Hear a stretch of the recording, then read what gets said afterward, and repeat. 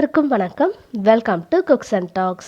தமிழ் புத்தாண்டுக்கான special recipe தான் இன்றைக்கி நம்ம சேனலில் பார்க்க போகிறோம். போன வருஷம் நம்ம மாங்காய் பச்சடியும் பலாப்பழம் பாயாசமும் எப்படி செய்யலான்னு பார்த்துருந்தோம். இன்றைக்கி நம்ம பார்க்க போகிறது நிறையா பேருக்கு ஃபேவரட்டான நல்ல சுவையான பருப்பு பாயாசம் எப்படி செய்யலான்னு தான் பார்க்க போகிறோம். இது பார்த்திங்கன்னா ரொம்பவே ஈஸியாக செஞ்சிடலாம். மேக்ஸிமம் ஒரு 10லேருந்து 15 நிமிஷத்துக்குள்ளேயே இந்த சுவையான பருப்பு பாயாசத்தை நம்ம ரெடி பண்ணிடலாம். இது வரைக்கும் நம்ம சேனல் சப்ஸ்கிரைப் பண்ணலன்னா cooks and talks channel subscribe பண்ணுங்கள். ஃபர்தராக போடுற வீடியோஸ்லாம் நோட்டிஃபிகேஷன் வரதுக்காக பக்கத்துலேயே இருக்க பெல் ஐக்கானும் கிளிக் பண்ணிக்கோங்க. இப்போ நம்ம வீடியோக்குள்ளே போகலாம். இப்போ நான் இந்த பாயசம் செய்கிறதுக்காக ஒரு 100 ml கப்பில் 1 கப் அளவுக்கு பாசிப்பருப்பு எடுத்திருக்கேன். நீங்கள் எந்த கப்பில் பருப்பு அளந்து எடுக்கிறீங்களோ அதிலே இந்த பாயசம் செய்கிறதுக்கு தேவையான மற்ற பொருள்கள்லாம் அளந்து எடுத்துக்கோங்க. இப்போ இந்த பாசிப்பருப்பை இந்த பேனில் சேர்த்துக்கிறேன். சேர்த்துட்டு இதை வறுத்து எடுத்துக்கலாம். இந்த பருப்பு பார்த்திங்கன்னா ரொம்ப நிறம் மாறி வர அளவுக்கு வறுக்க தேவையில்லை. இதை நம்ம வறுக்கும்போது பார்த்திங்கன்னா நல்ல ஒரு வாசனை வரும். இந்த பருப்பு லைட்டாக கோல்டன் கலர் ஆக ஆரம்பிக்கும். அது வரைக்கும் வறுத்து எடுத்துக்கோங்க.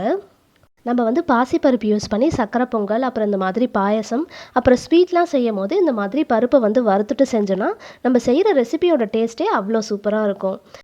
இப்போ பார்த்தீங்கன்னா நான் பருப்பு இந்த மாதிரி லைட்டாக நிறம் மாறி வர அளவுக்கு வறுத்து எடுத்திருக்கேன். இப்போ நம்ம ஸ்டவ் ஆஃப் பண்ணிக்கிட்டு இதை ஒரு 2-3 தடவை வாஷ் பண்ணிவிட்டு எடுத்துக்கலாம். இப்போ நம்ம வறுத்தெடுத்த பருப்பை நான் வாஷ் பண்ணிவிட்டு வேக வைக்கிறதுக்காக இந்த மாதிரி குக்கரில் சேர்த்துருக்கேன்.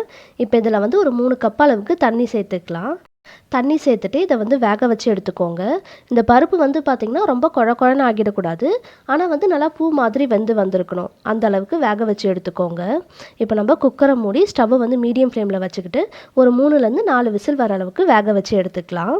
இப்போ இந்த பருப்பு வேகிறதுக்குள்ளே நம்ம பாயசத்துக்கு தேவையான வெல்லத்தை கரைச்சி எடுத்துக்கலாம். இப்போ ஒரு பாத்திரத்தில் ஒரு 1.5 கப் அளவுக்கு வெல்லம் சேர்த்துக்கலாம். சேர்த்துட்டு இதில் ஒரு கப் அளவுக்கு தண்ணி சேர்த்துக்கலாம். தண்ணி சேர்த்ததும் ஸ்டவ் ஆன் பண்ணி இதை கரைச்சி எடுத்துக்கலாம். இந்த வெல்லம் பார்த்திங்கன்னா பாகுபதெல்லாம் எதுவும் வர தேவையில்லை. இதில் இருக்க தூசியெல்லாம் நம்ம ரிமூவ் பண்ணுறதுக்காக தான் நம்ம இதை கரைச்சி எடுக்கிறோம். அதனால் இது நல்லா கரைஞ்சி வந்தாலே போதும். இப்போ இந்த மாதிரி வெல்லம் நல்லா கரைஞ்சி வந்ததுக்கப்புறமா நம்ம ஸ்டவ் ஆஃப் பண்ணிக்கிட்டு இதை எடுத்து வச்சுக்கலாம். இப்போ பார்த்தீங்கன்னா ஸ்டவ்வை மீடியம் ஃப்ளேமில் வச்சு நான் ஒரு 3 விசில் வர அளவுக்கு இந்த பருப்பை வேக வச்சு எடுத்திருக்கேன். ப்ரெஷர்லாம் தானாக ரிலீஸ் ஆனதுக்கப்புறமா இந்த குக்கரை ஓப்பன் பண்ணிக்கோங்க. பருப்பு பார்த்திங்கன்னா ரொம்ப குழன்னு ஆகிடாமல் இந்த அளவுக்கு வெந்திருக்கணும். நம்ம பாயசம் இந்த குக்கர்லேயே செய்கிறதுனாலும் செய்யலாம், இல்லைனா வேறு ஒரு பாத்திரத்தில் இந்த பருப்பை மாற்றிக்கிட்டும் செய்யலாம். நான் இப்போ இந்த பருப்பை வேறு ஒரு பாத்திரத்தில் மாற்றிக்கிறேன். இந்த மாதிரி நம்ம வேக வச்ச பருப்பை இதில் சேர்த்ததுக்கப்புறமா அந்த குக்கரில் 1 கப் அளவுக்கு தண்ணி சேர்த்து அதை அலசிட்டு இதில் சேர்த்துக்கிறேன். தண்ணி இதில் சேர்த்ததுக்கப்புறமா நம்ம கரைச்சி வச்சுருக்க வெல்லத்தை சேர்த்துக்கலாம். வெல்லத்தை இந்த மாதிரி ஒரு வடிகட்டி வச்சு தூசு மண்ணெல்லாம் வடிகட்டிட்டு சேர்த்துக்கோங்க. வெல்லத்தை இதில் சேர்த்ததுக்கப்புறமா இதை கலந்து விட்டு ஒரு 3-4 நிமிஷம் ஸ்டவ்வை லோ ஃப்ளேமில் வச்சு கொதிக்க வச்சுக்கோங்க.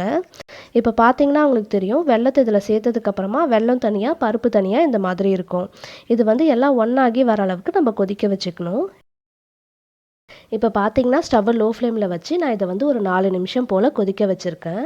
நம்ம சேர்த்துருந்த வெல்லம் பருப்பு எல்லாம் நல்லா ஒன்றா சேர்ந்து இந்த மாதிரி பதத்தில் இது ரெடியாகிருக்கு. இப்போ இதில் நம்ம தேங்காய் பால் சேர்த்துக்கலாம். தேங்காய் பால் ரொம்ப தண்ணியாக இல்லாமல் கொஞ்சம் திக்காக சேர்த்துக்கோங்க. நான் ஒரு அரை மூடி அளவுக்கு தேங்காயில் 2 முறை கொஞ்சமாக தண்ணி விட்டு 1 கப் அளவுக்கு பால் எடுத்து வச்சுருக்கேன். இப்போ இதில் 1 கப் அளவுக்கு தேங்காய் பால் சேர்த்துக்கிறேன். சேர்த்துட்டு 2 ஏலக்காவை தட்டி சேர்த்துக்கிறேன். ஏலக்காய் சேர்த்ததும் இதை நல்லா கலந்து விட்டுக்கலாம்.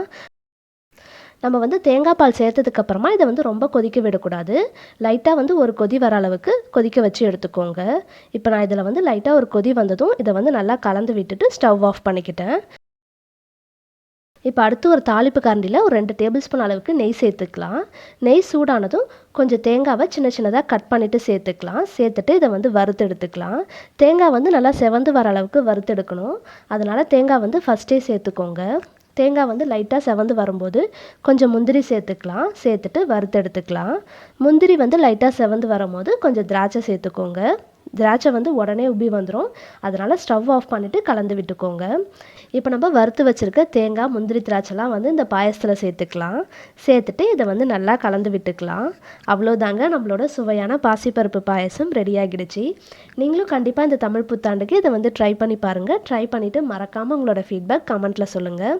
அனைவருக்கும் இனிய தமிழ் புத்தாண்டு நல்வாழ்த்துக்கள். எல்லோரும் இந்த தமிழ் புத்தாண்டை சந்தோஷமாக கொண்டாடுங்க. தேங்க்யூ ஃபார் வாட்சிங்.